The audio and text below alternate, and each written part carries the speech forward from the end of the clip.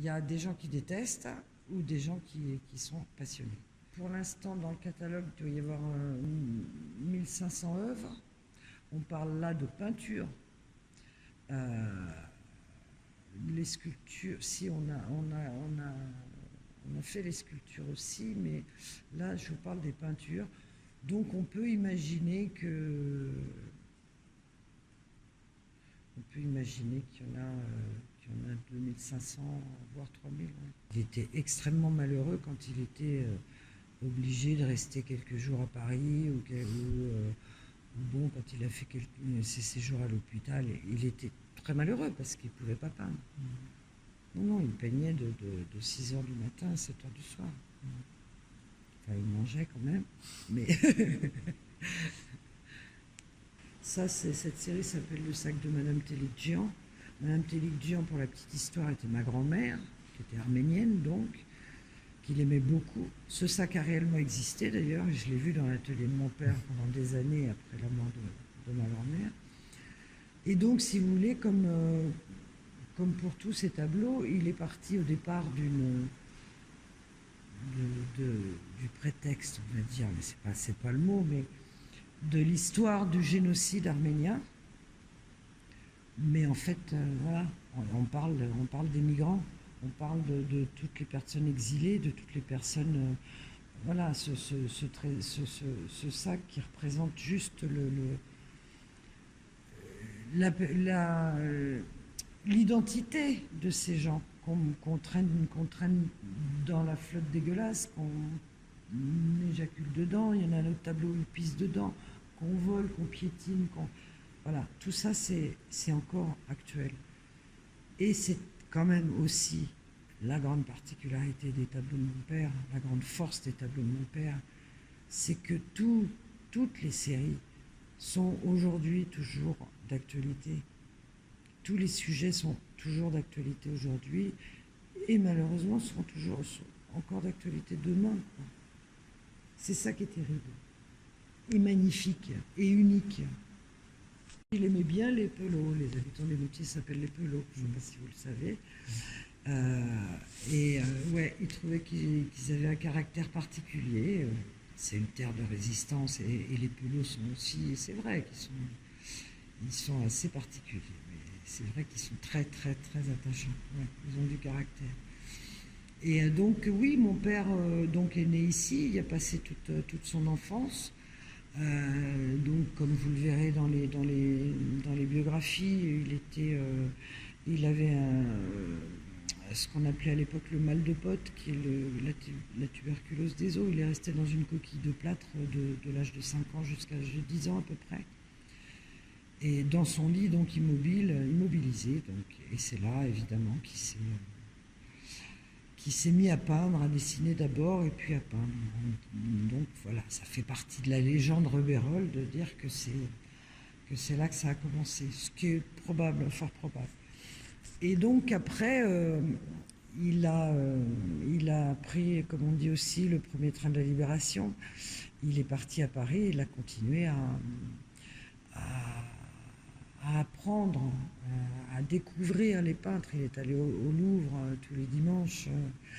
Il s'est imbibé de la peinture.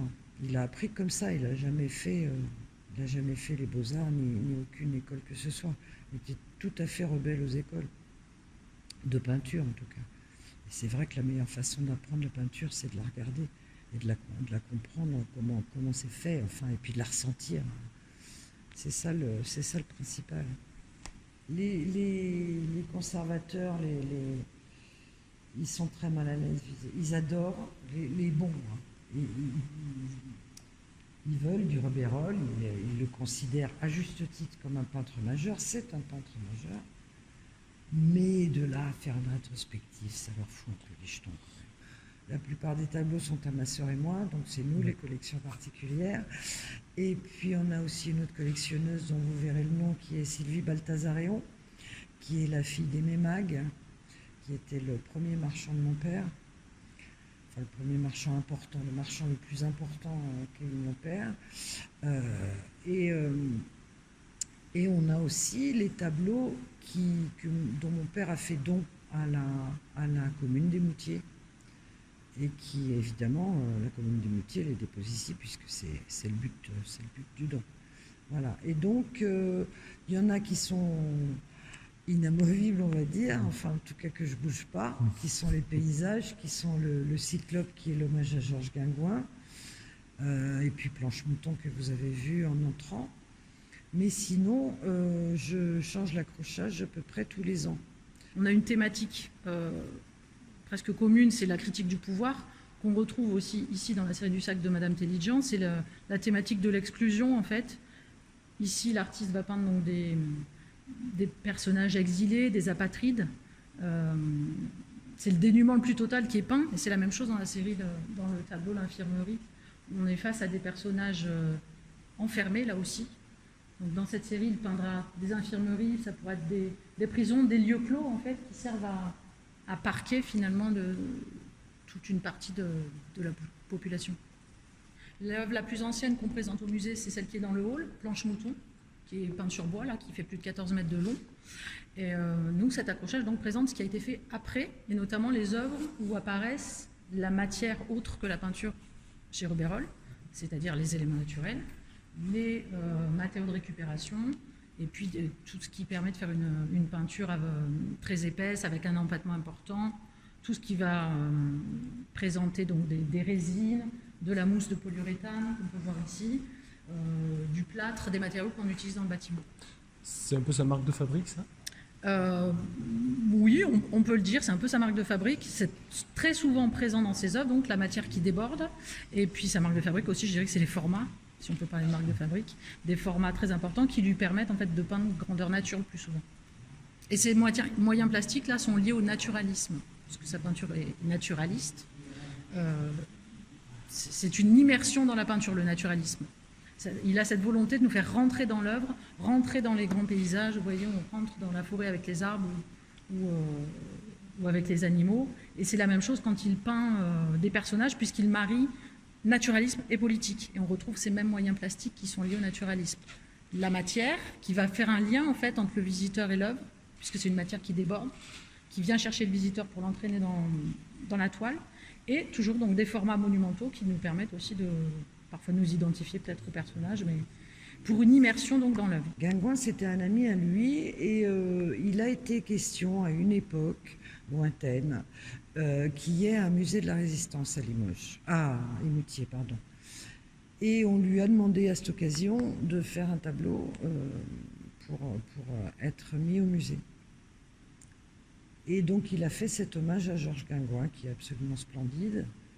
Et puis finalement le musée de la Résistance ne s'est pas fait. Et par contre l'espace Paul Rebérol, lui, s'est fait. Et donc voilà, il trône ici. Mon père en a fait don donc à la commune du coup. Et il est magnifique, il est ici, splendide. Et Georges Guingouin était effectivement un ami à lui et un grand résistant, comme vous le savez. Là, il est représenté sortant des entrailles de la terre, comme le Cyclope qui était un titan qui forgeait les armes de Zeus dans le volcan. Et donc voilà, il sort de là comme Guingouin sortait de son trou de maquisard pour balancer des grenades et piétiner vous voyez les costumes des nazis, vous voyez la Francisque, vous voyez le signe SS, voilà. Les évasions manquées, donc avec plusieurs thèmes, le thème des vraies évasions, des vrais évadés qu'on a rattrapés, suppliciés, enlever leurs godasses, enlever leurs vêtements pour qu'ils puissent plus se tirer.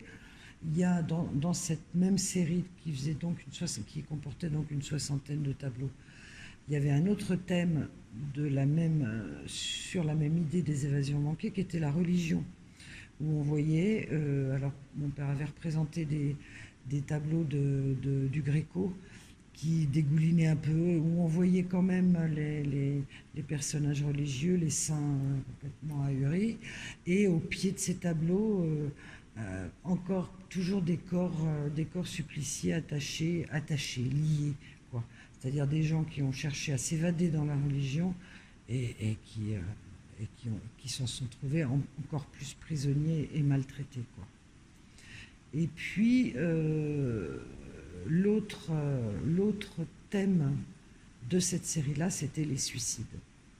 Et donc, il y a toute une série de tableaux de suicidés dans des baignoires qui est absolument bouleversante.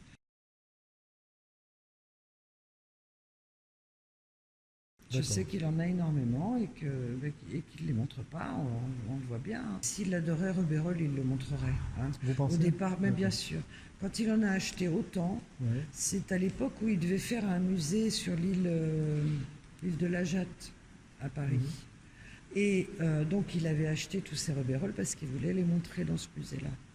Et puis le musée s'est pas fait, il en a fait d'autres, il en a fait à Venise, il est en train de faire donc maintenant avec la Bourse du Travail. Je ne sais pas s'il a l'intention de les mettre à la Bourse du Travail. À Venise, il les a pas mis. Et voilà, et on le voit nulle part, quoi. On les voit nulle part, les Rebérol.